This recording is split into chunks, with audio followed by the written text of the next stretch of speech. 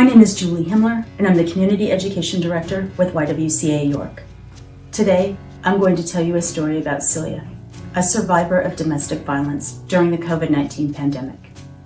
As many of you remember, all non-life-sustaining businesses were forced to close in March, quickly followed by stay-at-home orders intended to protect our community from the coronavirus. But what if not everyone was safer?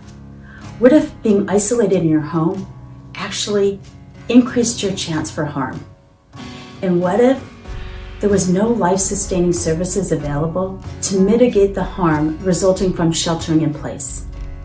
When COVID-19 hit, Marcus's business couldn't survive, and he blamed it on Celia's poor accounting. Celia tried her best, but the truth is, she had zero accounting experience.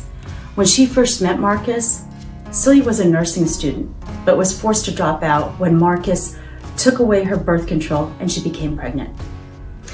And once Marcus Jr. was born, she felt isolated, unsupported, and insecure as a new parent.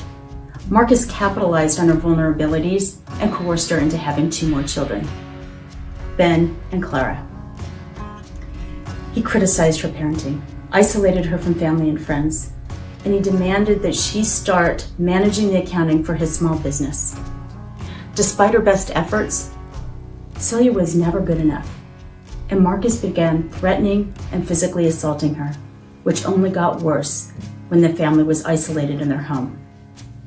On one occasion, Marcus accused Celia of trying to infect the family with the virus. He locked her out of the house, and when he decided it was safe for her to come back in, she was greeted with his fist. She found the courage to call the police, and when they arrived at the house, Marcus convincingly explained that he couldn't let them inside because several members of the family had tested positive for the virus. Celia never called the cops again. Throughout this pandemic, if it wasn't for YWCA York's Victim Assistance Center, which continued to provide essential services through free telecounseling, no one would know that Celia wasn't safe in her home, baking bread, cleaning out closets, and taking yoga. Instead, she was trapped in her home, desperately trying to protect herself and her children from the one person that they should feel safe with, their father and her husband. During counseling sessions, Celia learned that Marcus's abusive behavior was not about her. It was about Marcus's need to establish power and control over her through manipulation, isolation, threats, and assaults.